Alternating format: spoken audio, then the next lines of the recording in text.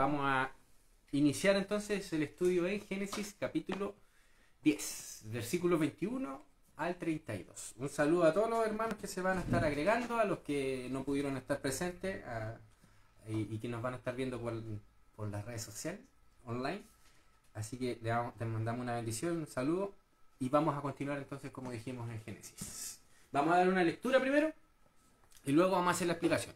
Nuevamente, estos pasajes son los pasajes que siempre nos saltamos porque son genealogía, entonces pensamos que no son tan importantes. ¿Ya? Típicamente así como que las pasamos de largo, los leemos rapidito y casi que nos saltamos los nombres. ¿No? Entonces, este pasaje, como hemos estado viendo, es un pasaje importantísimo porque nos muestra los orígenes de las naciones, que se basan en familias, y también nos dan datos importantísimos que vamos a saber a futuro. O sea, que necesitamos tener, entre comillas yo digo futuro, porque cuando leamos, sigamos leyendo la historia bíblica, vamos a ver esos acontecimientos que ocurren, por ejemplo en Israel, por ejemplo en Abraham mismo, ¿entienden?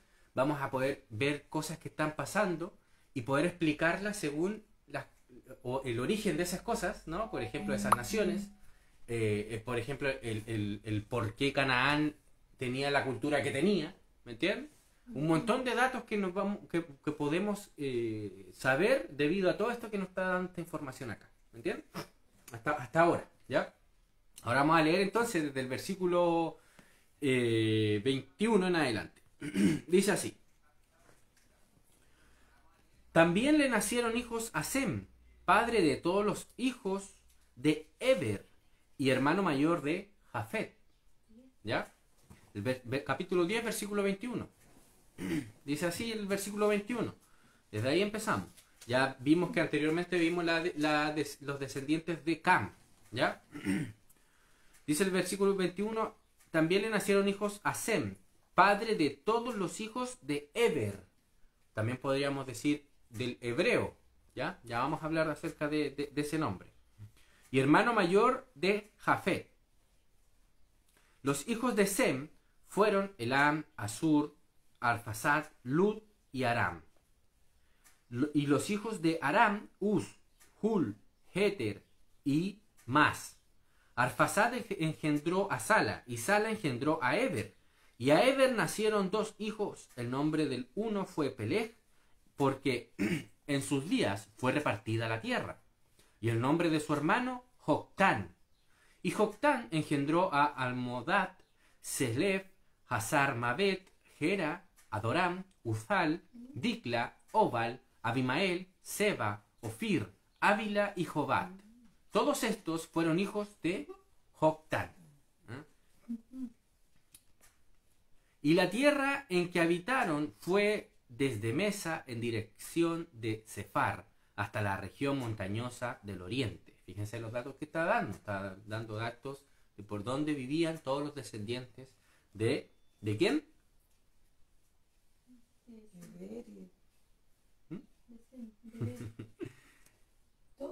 Todos ellos, ¿no? Y la tierra en que habitaban fue entonces desde Mesa en dirección de Sefar hasta la región montañosa del oriente. Estos fueron los hijos de Sem, por sus familias, por sus lenguas, en sus tierras, en sus naciones. Estas son las familias de los hijos de Noé, por sus descendencias, en sus naciones, y de estos se esparcieron las naciones en la tierra después del diluvio. ¿Ya? Aquí hay muchas cosas. La descendencia de Noé a través de sus tres hijos. Sí. Y esos tres hijos poblaron toda la tierra. Y de ellos venimos todos nosotros. Todos los seres humanos vienen de ellos. De esos tres hijos de Noé. ¿No? Todos venimos de Adán a través de Noé y a través de sus tres hijos. ¿Entienden? ¿Sí? La unidad de la humanidad. Ya vamos a hablar de eso. En el versículo 21 vemos que Sem se nos presenta como el padre de todos los descendientes de Eber. Eber en el idioma hebreo, ¿no? Es hebreo. ¿No? Es la palabra hebreo. ¿Mm? Lo podemos ver, por ejemplo, el uso de eso en Génesis capítulo 24, versículos 2 al 3. Génesis capítulo 24, versículos 2 y 3. Miren, para que vean cómo se usa esa palabra. Además de que es un hijo, ¿no? De Sem. Dice así el 2 y el 3. Y dijo Abraham a un criado, en 24, sí, a un criado suyo, el más viejo de su casa, que era el que gobernaba en todo lo que tenía. Pon ahora tu mano debajo de mi muslo y te juramentaré. No, este no era 24. Me equivoqué.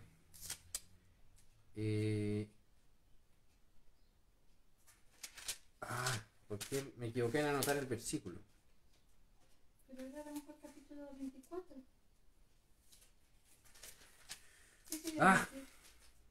Siempre a veces me pasa que que anoto mal los textos. No, que ya como dislexia igual. Bueno, la idea es que lo reconocen a Abraham como hebreo, ¿ya? Pero este texto era importante. Era importante porque señalaba algo. No sé por qué me lo perdí. Génesis 24.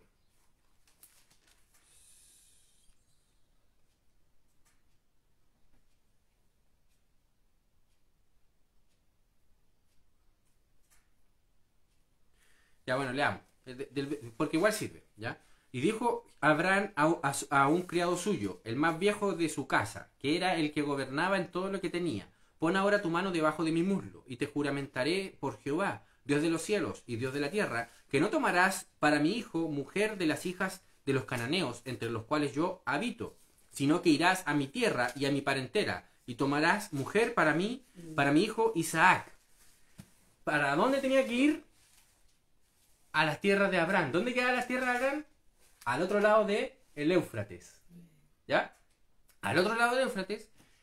Y fíjense que a todos los hombres que venían del otro lado del Éufrates, que eran descendientes de Eber, se les llamaba Eber porque se les señalando su nombre, que venían del otro lado, ¿no? Del otro lado. De hecho el significado del nombre Eber en hebreo es del lado opuesto, se puede traducir. Del lado opuesto o del otro lado, ¿no? El hombre al otro lado del río. Esa es la idea en el hebreo, ¿no? Entonces, vemos que el nombre del hijo de Sem, en este sentido, uno de los hijos de Sem, era uno que establecía, fíjense, la antítesis, si lo queremos poner así, o la contrariedad al hijo del hombre, no al hijo del hombre porque se puede malinterpretar, sino que a los hijos de los hombres caídos. ¿Por qué? Porque es el que presenta la antítesis, el que presenta lo contrario. ¿Me entienden? Por eso es que se le llama hebreo, que quiere decir el del otro bando, por decirlo así, el del otro lado, el que viene de más allá. El versículo 22 dice que Elam fue padre de los elamitas. Ojo con lo que dije anteriormente porque lo vamos a recordar más adelante, ¿ya? Era simplemente para que lo tengan en mente. Eber, ¿qué significa?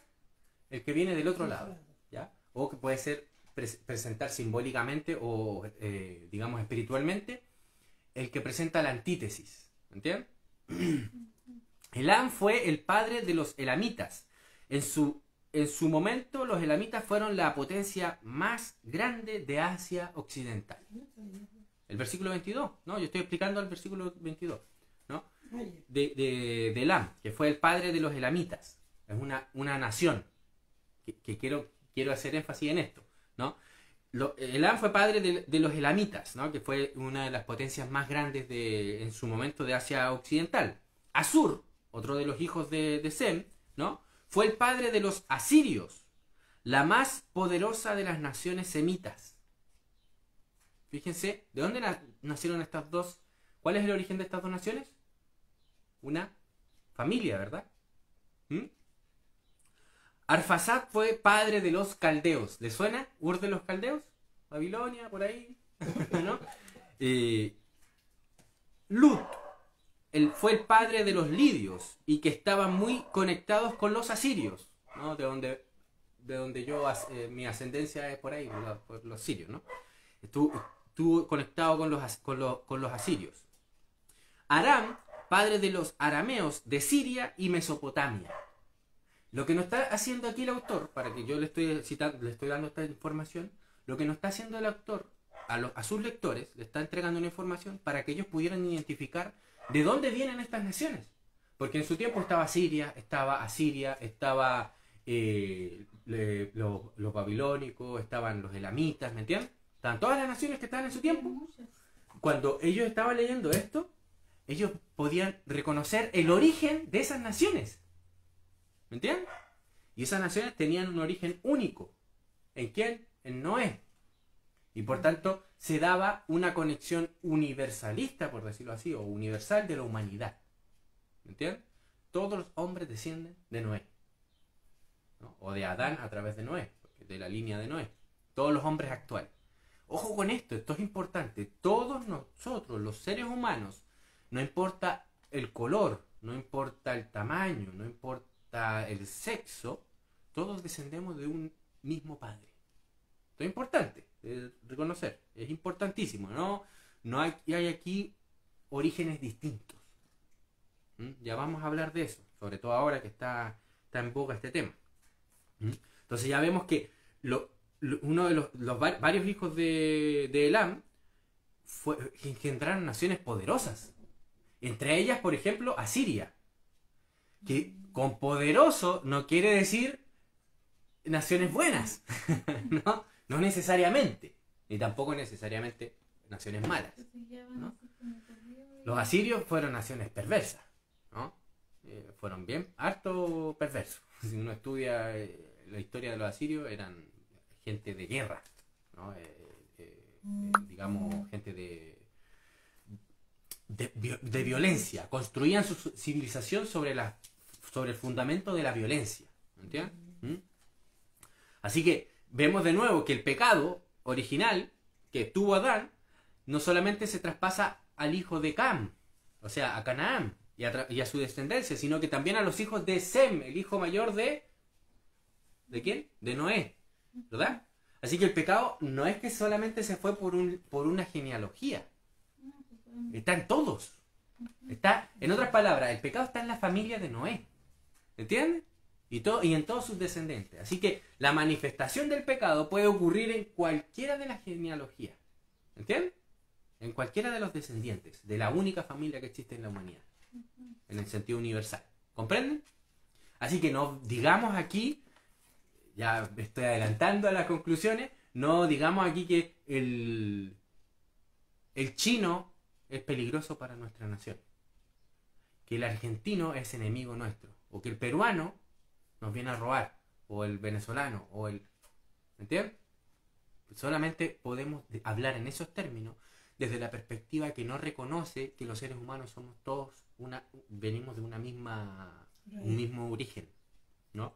Porque cuando hablamos del venezolano, cuando hablamos del peruano, es como que no hay conexión alguna entre nosotros y ellos, ¿entiendes? Y por tanto eso es una visión pagana. Fueron los egipcios, los asirios, los que veían al extranjero como bárbaro y como no conectado con ellos. Nosotros éramos la raza perfecta o la única raza, ¿no? Y ellos no tenían raza, su raza no estaba conectada con nosotros en ninguna cosa y por tanto no tienen nada que ver con nosotros. Los desechamos. Son enemigos nuestros, ¿no? Son enemigos de nosotros. Por tanto, veamos las implicaciones que tiene esto. Ya lo vamos a estar desarrollando más. En el versículo 23 se menciona a 4 descendientes de Aram. Versículo 23. Dice: y los hijos de Aram, Uz, Hul, Heter y Mas. Y luego en el versículo 24 habla de Arfasad. ¿Quién era Arfasad? Hijo de Sem. ¿Por qué se saltó a Aram? ¿Acaso Aram no era importante y no engendró ninguna nación? Sí, dice los hijos de Aram, pero no dice nada más. Dice solamente los hijos y listo. Y después empieza, porque ya trató los descendientes de Cam, y después ahora va a tratar con los descendientes de Sem. Y con Aram, como que lo pasa de largo el Señor, nuestro Dios. ¿Verdad? ¿Se fijan? Habla de los 4 hijos, pero no dice la descendencia, no dice nada, ¿no? Simplemente lo menciona y lo obvia, ¿verdad? ¿Es porque Aram no era importante en la historia bíblica? Sí es importante, según la misma promesa cuando Noé pronunció la bendición para Sem y para Aram y la maldición a Cam, menciona a Aram en la historia. No, Arán es uno de los tres hijos de Noé. Ah, no, perdón. Arán es uno de los hijos de Sem. Mm, Pero no se menciona su descendencia, ¿verdad? mm. Eso era, ahí me estaba yendo por la rama, ¿no? No, pero ven que no menciona más que eso. Pero con los demás hijos menciona todas las descendencias y todas las naciones. ¿Entiendes? Esa es la idea. Eso es lo que quería decirle, me confundí con Noé. Arán tiene 4 hijos. No, más de 4, ¿no? 1, Eran tres. 2, Cuatro. 3, 4 y 5. 5 hijos, ¿no? Entre eso a Arán se le obvia, ¿verdad? ¿Mm? En el versículo 5 de Arán. 23. Los hijos de Sem fueron Elam, Asur, Arfasad, Lut y Aram. Y los hijos de Arán, ¿me entienden? ¿Comprendieron ahí? Sería bueno tener una pizarra aquí y hacer el árbol genealógico. Pero es que dice Uz, Ur, Geter y más. En el versículo 22, los hijos de Sem fueron Elam, Asur, Arfasad, Lut y Aram. Sí. ¿Sí? Hijo de Arán. Y los hijos de Arán, ahora los hijos del hijo de Sem, Sí. tiene 4. Pero no se dice más nada. ¿Me entienden? No se entrega información, se obvia. Claro. Y luego se empieza a hablar de los descendientes de Arfasad, luego los descendientes de Joctán, ¿no? Ah, no, Joctán es hijo de Arfasad, ¿no? No, de Eber. Es que no tengo el arbolito aquí, me lo traje, ¿no? Pero Yo traía la pizarra. sí, debería haber traído el arbolito, porque es un poco complicado la genealogía. Pero la idea es que aquí en el versículo 22 lo que quería decir yo es que cuando dice, en el versículo 23, cuando dice y los hijos de Aram, Uz, Hul, Heter y más, y no entrega más información, es porque el Señor nuestro Dios nos está diciendo que no es importante Aram, sino que soberanamente lo obvió Ujú. nuestro Señor. Dijo, no es el propósito que yo tengo acá de mostrar cuáles las naciones que salen de Aram, ¿me entiendes? Sino que el propósito, recordemos, siempre es mostrar el plan redentor de Dios nuestro Señor a la humanidad, a través de dónde viene y también a través de dónde viene el mal, ¿me entiendes? De cómo se desarrolla el mal. Versículo 24 nos habla de Arfasad. Veamos qué dice. Arfasad engendró a Sala y Sala engendró a Eber. Se menciona a 4 descendientes de... Arfasad se menciona que tiene 2 descendientes. Peleg y Joctán, ¿verdad? Arfasad engendró a Sala y Sala engendró a Eber. ¿Y Eber le nacieron a quién? 2 hijos. El nombre de uno fue Peleg y el otro Joctán. Joctán, ¿ya? Son 2 descendientes de quién? Arfasad. Aquí estamos pasando por, digamos, generaciones, no necesariamente padre e hijo, pero veamos la conexión que hay entre Arfasad y Peleg y Joctán, ¿no? ¿Quién es Joctán? Es el padre de muchas naciones que aquí se nos dicen, en el versículo 26. Y Joctán engendró a Almodad, Selef, Hazar Mabed, Gera, Adoram, Usal, Dicla, Obal, Abimael, Seba, Ofir, Ávila y Jobat. Todos estos fueron hijos de Joctán. Y la tierra en que habitaron, fue desde Mesa, en dirección de Sefar, hasta la región montañosa del oriente. Ahí empezaron a crecer todas estas familias de estos hijos, ¿no? De Joctán, y empezaron a formar naciones, ¿verdad? Y todas esas naciones habitaban esas tierras que están citadas ahí, ¿verdad? Pero tampoco nombra lo de Lam, ni de Lur, ni de Sur. Claro, por lo mismo, porque no es digamos, No tienen una relevancia No- más allá. no, es que son relevantes en la historia. Vamos a ver que en la genealogía futura o en las historias que vamos a ver, más a futuro, cuando lean ustedes la Biblia, van a ver que son importantes, sí. Pero en este punto aquí el Señor, en su soberanía, no quiso hacer una genealogía, sino mostrar cuál es el origen de las naciones. ¿Me entienden? El origen de las principales naciones que van a estar involucradas. En el versículo 24 entonces vemos que Arfasad tiene a 2 descendientes, por decirlo así, ¿no? A 2 descendientes, a Peleg y a Joctán. Ni a Joctán. Se citan sus descendientes en el versículo 26 al 30. Y también su ubicación en el versículo en el versículo 30. Sí. Pero también tuvo un hijo, Peleg. ¿Saben cómo se traduce Pelec?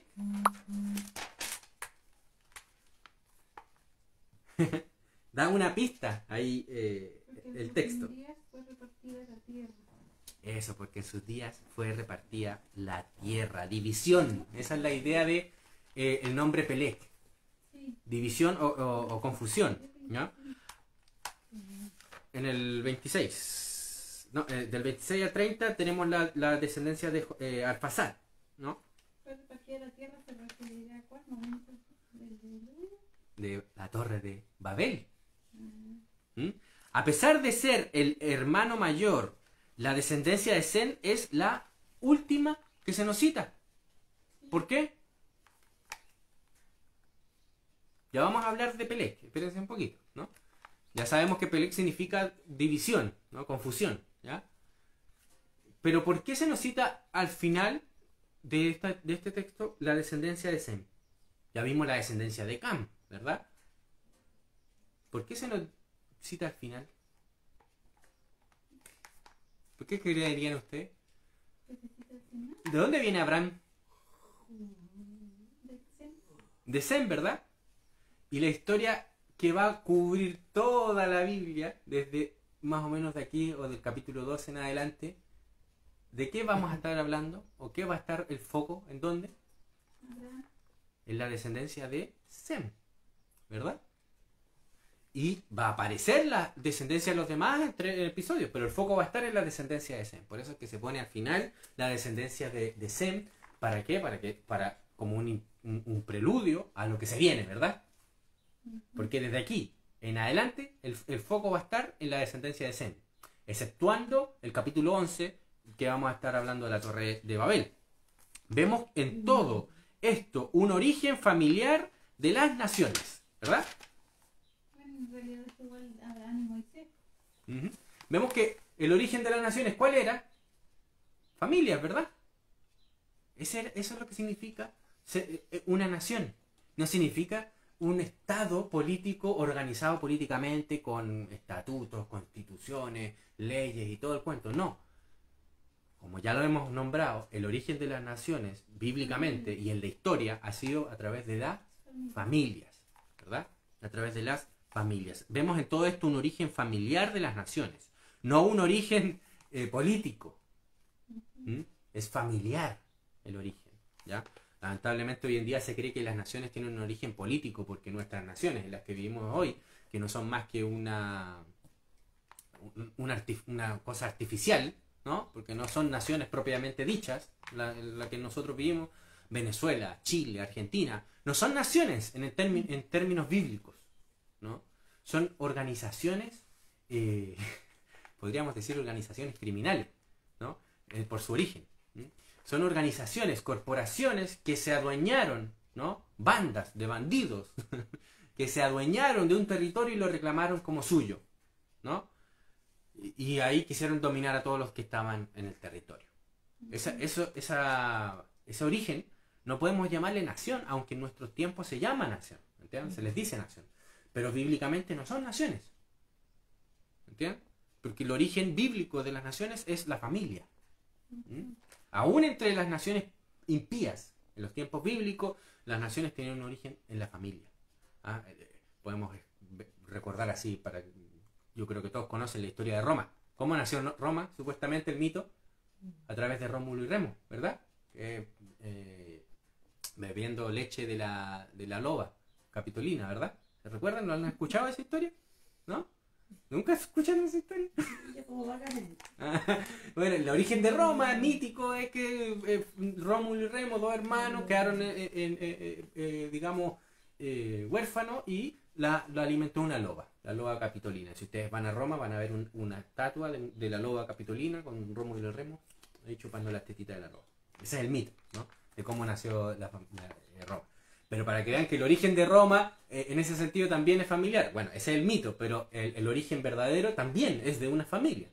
¿Entiendes? Es de una familia. Así mismo, nosotros hablamos de los griegos. Los griegos son un montón de naciones que no estaban conectadas, digamos, como si fuese una unidad, sino que eran un montón de naciones distintas que lo que los conectaba era un lenguaje más o menos común, porque aún así se diferenciaban los lenguajes. Habían distintos griegos, de idiomas que le llamamos hoy en día griegos, pero ellos no se sentían griegos, ¿no? Fueron los romanos que dijeron, a ver, todas estas naciones que están aquí, vamos a llamarles griegos.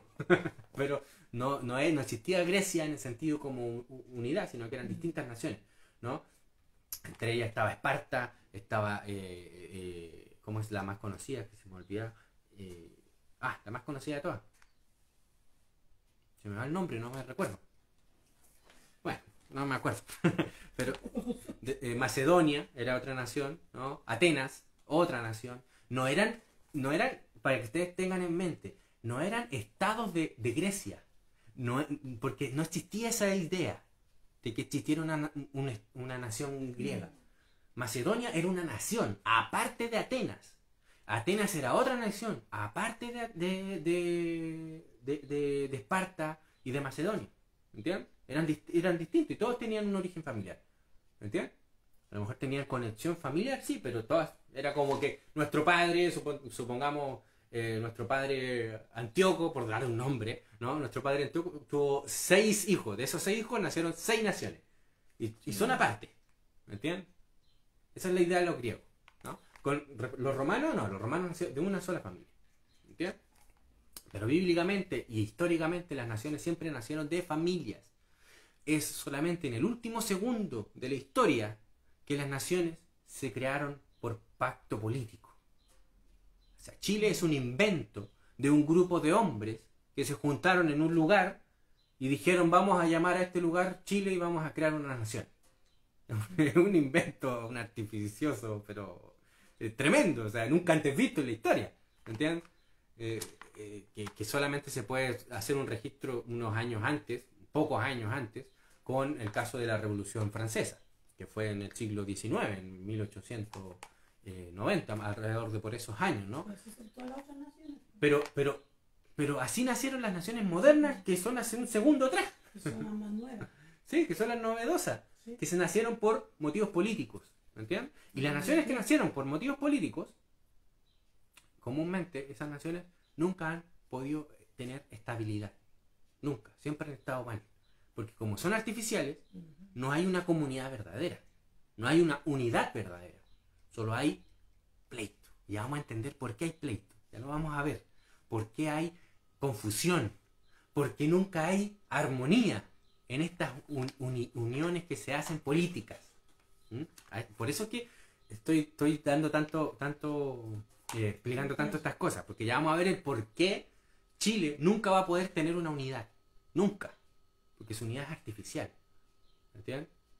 Y con esto lo mismo que con Argentina, lo mismo que con Brasil, lo mismo que con Venezuela y con todos los países aquí en Hispanoamérica que se inventaron, que se crearon por voluntarismo, ¿no? Las naciones originales, las naciones verdaderas, fueron originadas por familias, algo natural. Lo nuestro es una cosa artificiosa. Y por tanto nunca vas a tener estabilidad. Es por eso que Chile se dice estadísticamente, o sea, no estadísticamente, ¿verdad? Históricamente se ha comprobado que cada 40 años, esto es, según bíblicamente, cada una generación, Chile sufre una crisis terrible. Ya sea golpe de Estado, ya sea guerra, etcétera. Siempre, cada 40 años, que en términos bíblicos es una generación. O sea que nunca ha habido armonía, nunca ha habido paz en este país. ¿Por qué? Porque su origen es un origen político basado en la violencia, en la conquista. Y no hay verdadera unidad. ¿Okay? Pero eso es porque como que nos separaron, pero si hubiésemos estado juntos, ¿a qué nación hubiésemos pertenecido? Acá en Latinoamérica, que le decimos Latinoamérica porque fue un invento de los masones, llamarle Latinoamérica porque originalmente se llamaba Hispanoamérica, ¿no? Que lo que hacía ver es que estas tierras eran el reino de España, no era una colonia española, no, era el reino de España. O sea, es como que el reino español, en sus tierras en España y en Europa, cuando llegaron los españoles acá, no eran colonos, eran gente que venía a habitar estas tierras y a bautizarlas como España, como el reino de España. O sea que si no hubiese habido la Revolución Chilena, nosotros seríamos parte del reino español, que ya no existe. Ojo, ya no existe el reino español. Ahora España es otro invento. El España que hoy existe es el invento y exactamente el mismo que el invento de Chile. No es España, ¿verdad? Ya no es el reino de España, ya no es una cosa como antes, ¿me entiendes? Lo que pasa es que tiene más fuerza ese porque está la gente que vive en España era una verdadera nación, ¿me entiendes? Sí. Sí, porque Entonces hay más fuerza ahí de España, ¿me entiendes? Hay más fuerza de unidad, hay más... su origen fue distinto. Claro, porque su origen, a pesar de que posteriormente fue un invento político, España ya no es lo mismo que era el reino español, ¿no? A pesar de eso tiene una fuerza más grande porque su origen verdadero es familiar, ¿entiendes? Ah, ya, sí, ¿Comprenden? entiendo. Entonces hay más unidad ahí, hay más tradiciones, más comunión, más comunidad ahí. En Chile no, en Chile es un tiro al aire, ¿entiendes? Es una pelea. Todo Sí. para allá, para acá. Y la unidad se tiene que hacer por medio de la coacción, por medio de la fuerza. Y recuerden esto, la unidad en las naciones legítimas es una unidad familiar, ¿no? Pero las unidades que son políticas son unidades que se hacen por medio de la fuerza, por medio de la brutalidad, porque no es natural, ¿me entiendes? La unidad de una familia, sobre todo, y por antonomasia o de forma especial, la familia piadosa, su unidad no es por la fuerza, su unidad es por el amor. Es natural esa unidad, ¿verdad? En caso de las familias impías, ¿no? Muchas veces la unidad tiene que ser por la fuerza, el patriarca ahí obligando a los demás a someterse, ¿entiendes? Como pasó en las familias paganas, ¿no? Pero si tú te inventas una ficción de una nación que no tienen, que están todos esparcidos, que no tienen comunidad verdadera unos con otros, entre ellos mete a los mapuches, como pasa en Chile, con españoles, con mixto, ¿cómo es que se llaman ¿Qué está estos? pasando ahora? Sí, que quieren meter a todos en un saco, lo tienes que meter por la fuerza y tienes que amarrar ese saco bien fuerte, ¿no? Porque se separan, ¿verdad?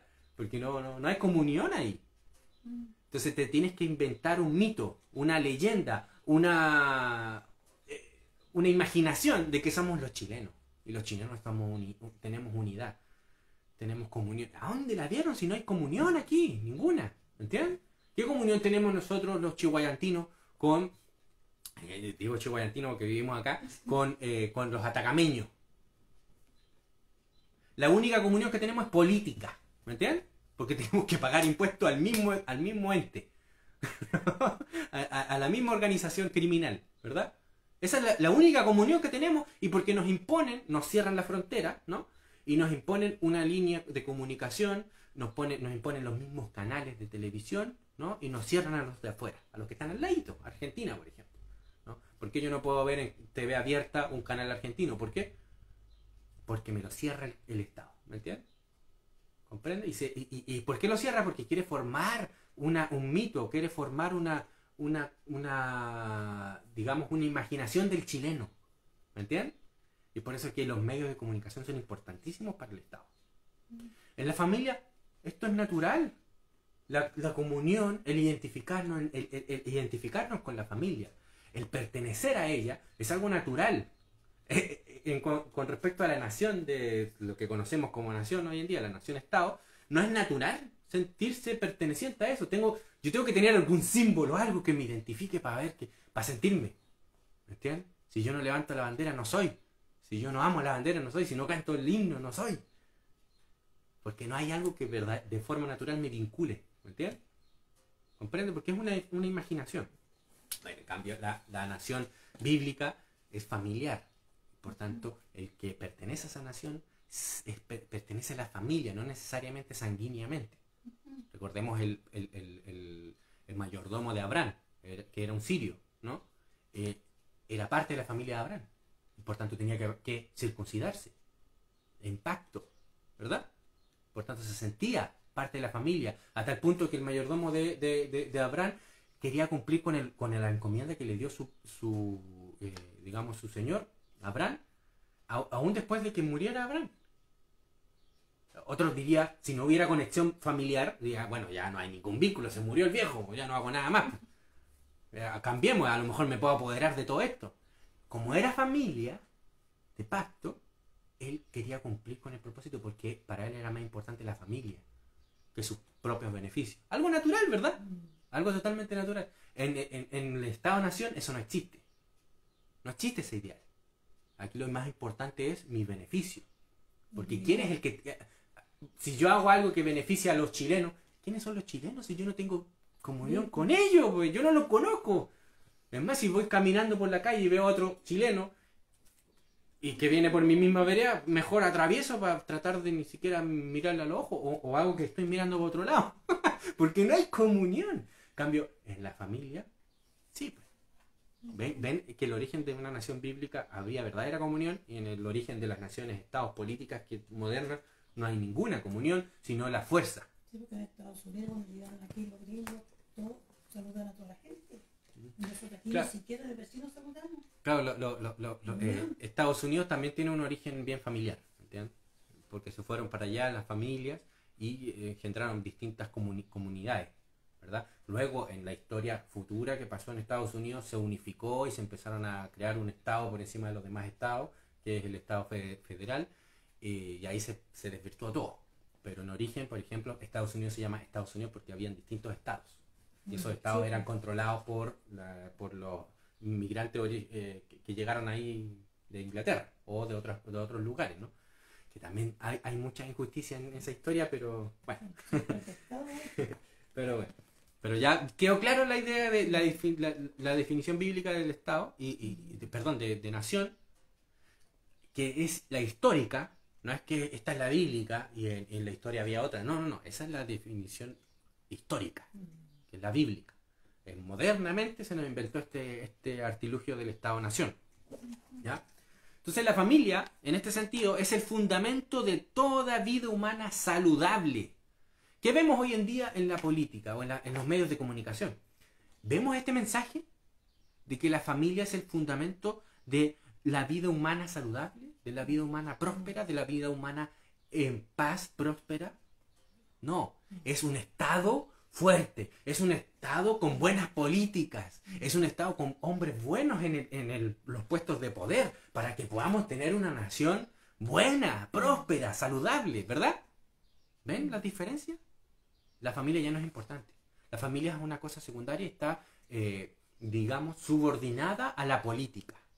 Usted cómprese un periódico, un diario, como se le llama acá en Chile. Usted abre el diario, ¿qué es lo que más va a ver? En la misma portada va a ser noticias de la política. Y todas las noticias que va a estar leyendo va a ser política, y de repente otra cosa que va a ser una tontera, que no sé, porque que le dijo el artista o a otro, que le respondió, pura tontera, pero lo importante ahí es la política, ¿verdad? O sea, en las naciones-estado, ¿qué es lo importante? La política, no la familia, la política, el poder, eso es lo importante, ¿verdad? Entonces ese mensaje se ha quitado. ¿Por qué? Porque el Estado-Nación, esta ficción, es totalmente contraria a Dios. Y ya lo vamos a ver con Génesis capítulo 11. Es más, la sociedad a la que Dios está llevando en la historia, a la que nos está llevando a nosotros como iglesia en la historia, ¿en qué va a culminar? ¿En qué va a terminar la historia? En una redención.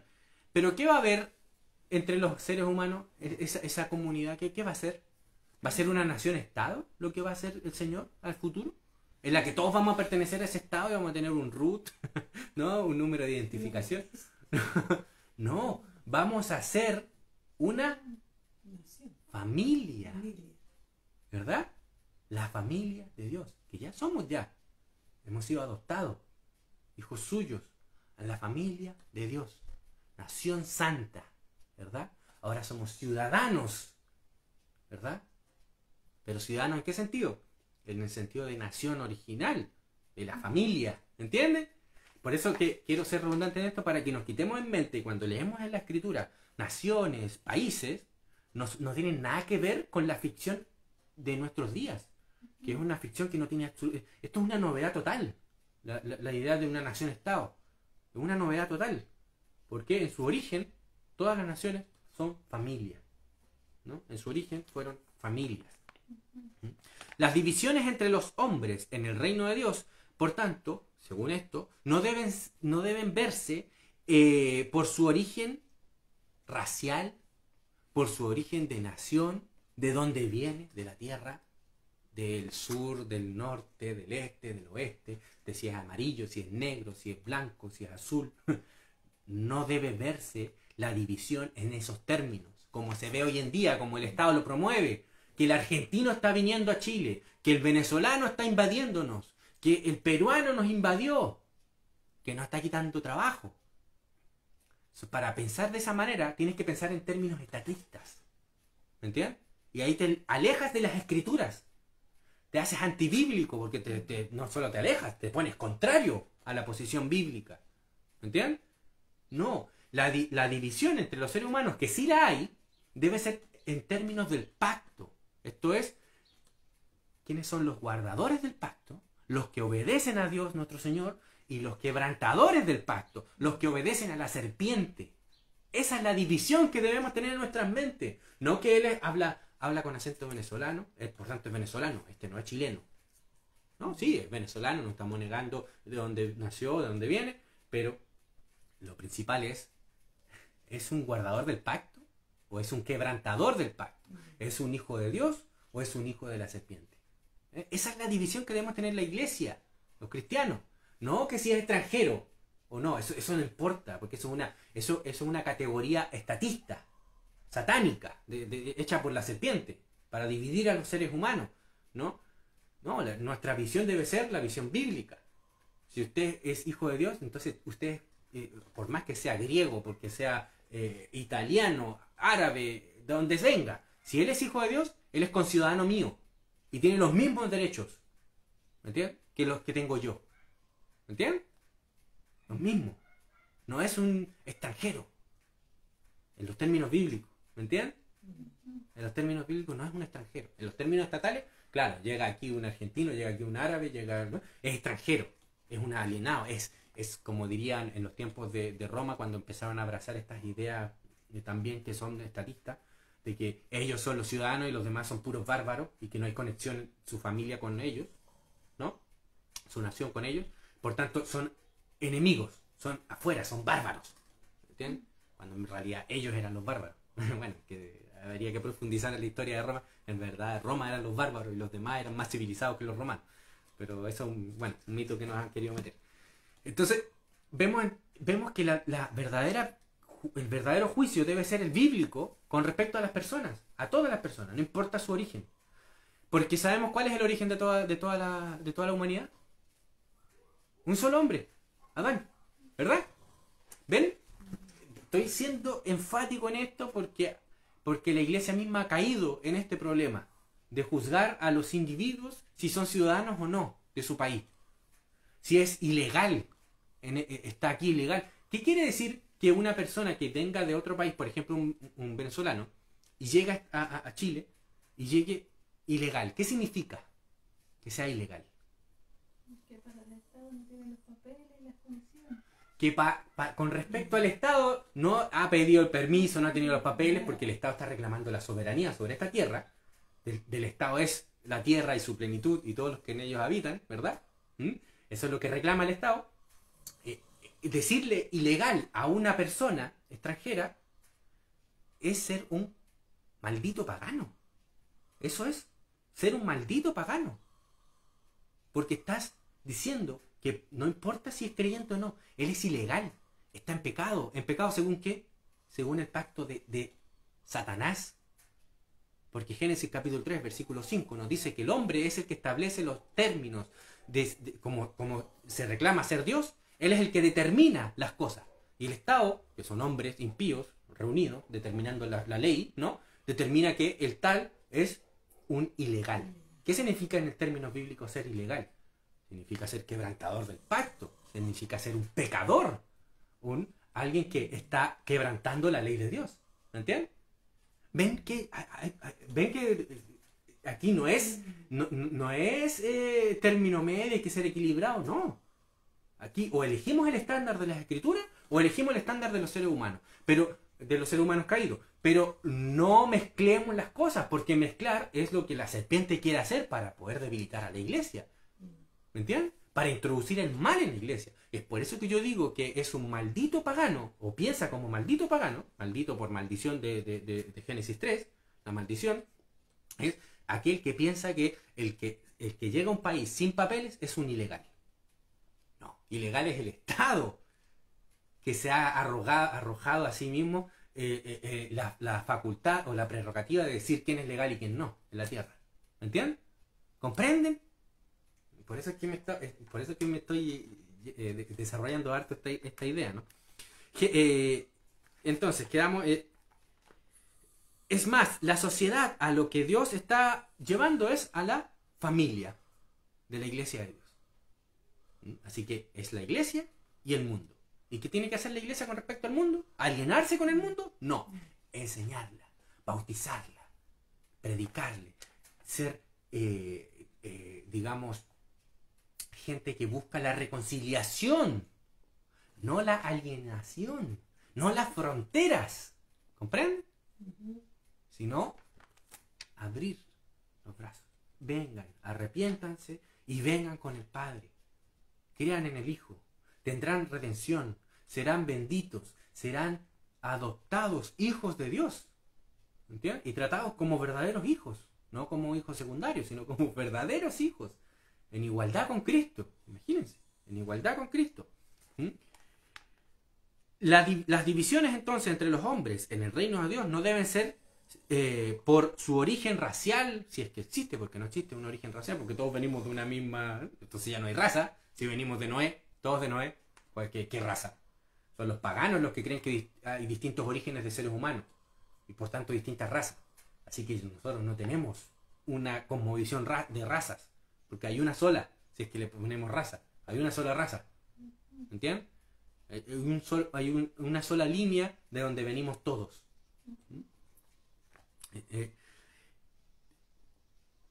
¿Quedó claro eso? ¿Alguna duda? ¿No? Tienes que pensar por de ver tantas personas distintas de un país a otro.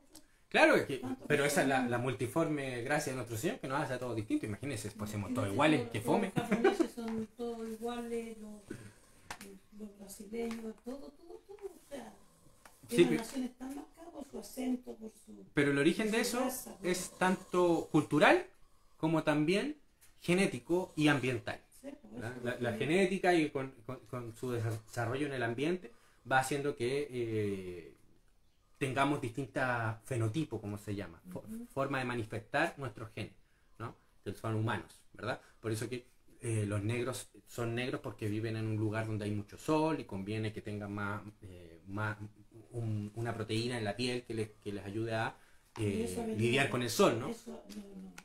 Ahí me cuesta a mí entender eso, porque yo digo, si un hijo que es de un negrito aquí, que nació aquí, ya no toma el sol, ya no toma, pero la raza, el gen, que son así. Sí, pues así está genéticamente, pero si ellos empiezan a tener hijos, puede que les salgan morenos en algún momento. ¿Me entiendes? Claro, van cambiando, entonces, es muy mutable, ¿me entiendes? Es muy mutable. Claro. Pero no debemos discriminar o clasificar en el sentido que este es humano inferior, este es humano mayor, ¿no? O es más preferible no, porque somos todos... Me llama la atención de que por qué, o sea, existen diferentes razas en el sentido de como somos, como personas, así, diferentes, todos. Claro, porque somos seres humanos, somos un mundo, cada uno de nosotros somos un mundo, cada uno de nosotros somos distintos y manifestamos las cosas de forma, nuestro pensamiento, nuestro desarrollo se manifiesta de forma distinta. No somos iguales en ese sentido. Ahí muchos piensan de que cómo era Jesús, podría haber sido un japonés, podría haber sido un chileno, podría haber sido... Que da lo mismo ese aspecto en realidad, da exactamente lo mismo. Sí. Bueno, volvemos a Pelec. ¿Quién era Pelec?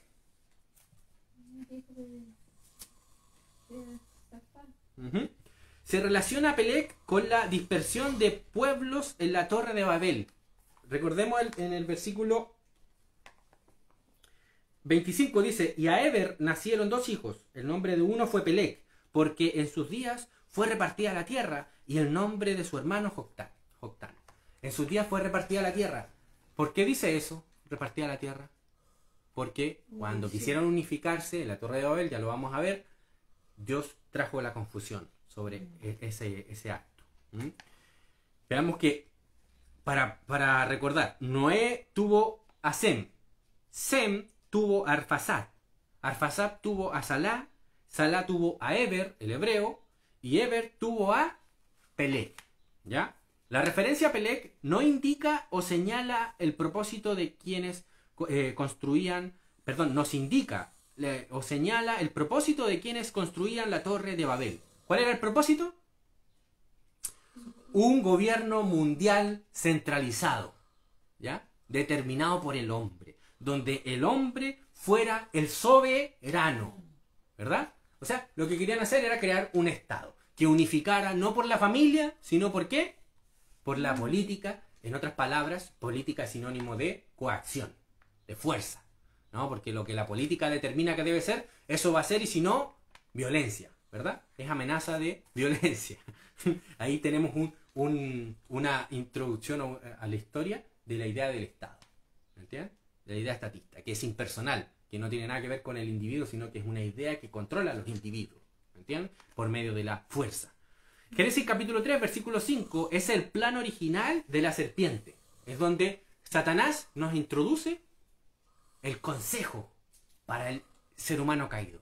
Sé tú, tu propio Dios, determinando lo que es bueno y lo que es malo por ti mismo. Tú, según tu propio criterio, según tu propia opinión, eres Dios. Por tanto, puedes definir lo que es bueno y lo que es malo, ¿no? Y dicho plan está siempre operativo entre los hijos de la serpiente.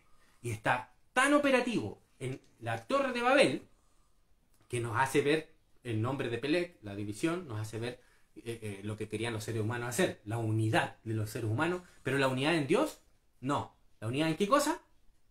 En el pecado, ¿verdad? En el pecado. Tal plan, que es el plan de la serpiente, el plan original, que sigue operativo hasta nuestros días, y el Estado representa ese plan de la serpiente, tal plan está tan presente en Babel como en nuestros días. Dios, dicen estos hombres, debe ser reemplazado por el hombre, ¿verdad? ¿Quién es el que determina la ley? ¿Quién es el que determina lo que es bueno, lo que es malo? El que predestina una sociedad, una comunidad. ¿Quién es ahora? El hombre. Esa es la fe del ser humano caído. Eso es lo que representa el Estado. ¿Comprenden la idea? El Estado es el que determina la ley. Y nadie puede decir lo que es ley, sino solo él. ¿Verdad?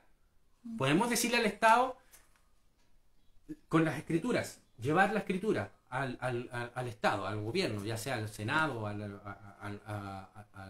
juez o al Ejecutivo, llevarle y decir, usted se debe someter porque esta es la ley. Aquí dice, en esta ley, dice que usted debe dejar de ser, ¿no?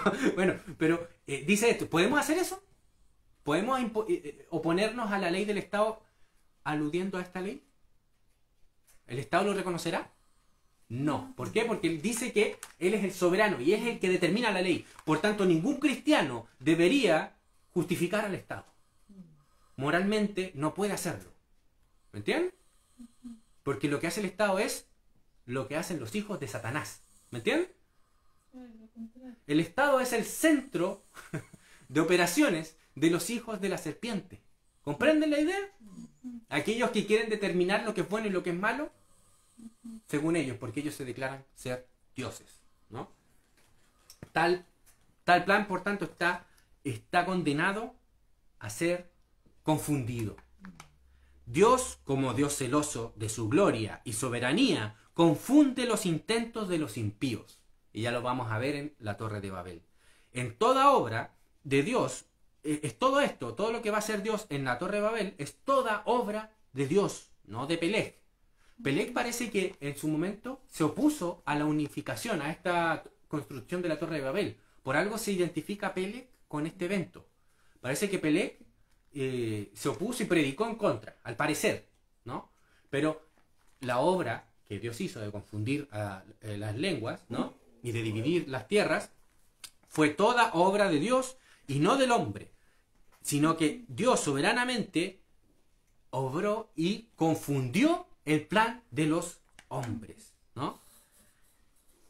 Entonces, toda esta obra es del soberano Dios, que lo vinculó con el nombre de Peleg, con el hombre Peleg, ¿no? Pero Peleg no fue más que alguien que expectante, alguien que miró, ¿no? Un observador. Las fuerzas antidios poseen una confusión inherente en sí mismos. El Estado y el deseo, por ejemplo, que hay, y con esto ya estamos terminando, el deseo que tienen los hombres impíos, caídos, es el de un gobierno mundial. ¿Verdad que ha sido como bien conocido esta idea de que, no, que el nuevo orden mundial y todo eso, ¿no? Bueno, la ONU representa eso, querer ser un gobierno mundial. No le sale porque no puede, ¿no? No se puede. ¿Pero por qué no puede? Pues hay muchos sociólogos, economistas que han demostrado que es imposible un gobierno mundial por causa del cálculo económico, ¿no? No se puede hacer. Hay muchos argumentos a favor de eso.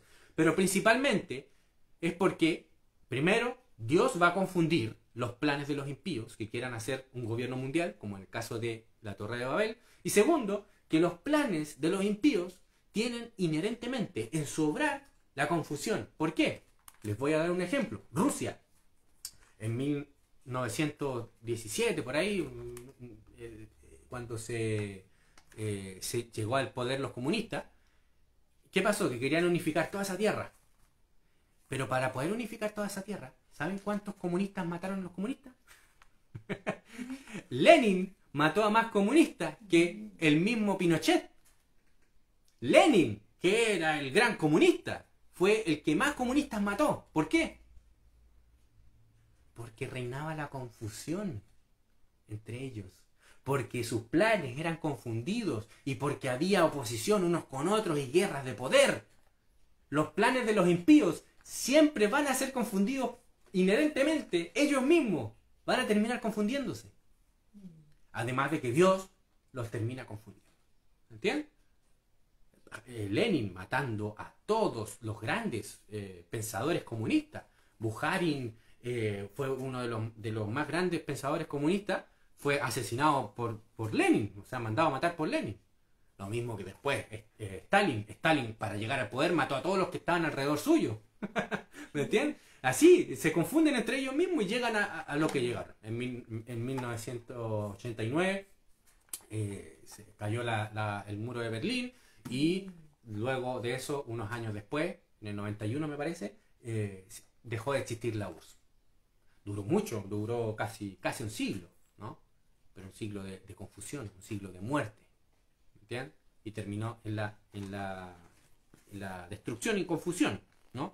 Las fuerzas antidios entonces poseen una confusión inherente en su ser. Ya lo vamos a ver en Génesis capítulo 11.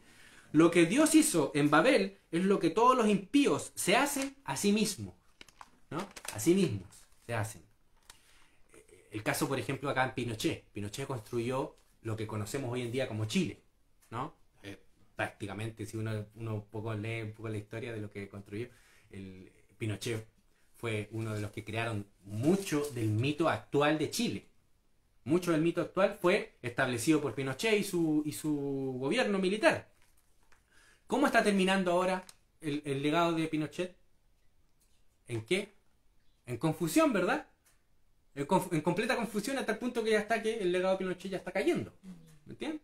El legado de Pinochet, que fue el que creó el Estado chileno moderno. Por este motivo, el sueño de un gobierno mundial es imposible de materializar. Dios y los hombres mismos confundirán sus propios planes.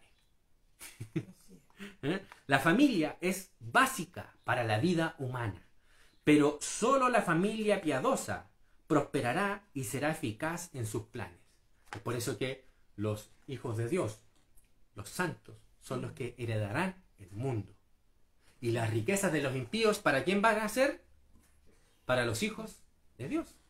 Porque los impíos van a destruirse a sí mismos. Y todas sus riquezas van a ser para nosotros.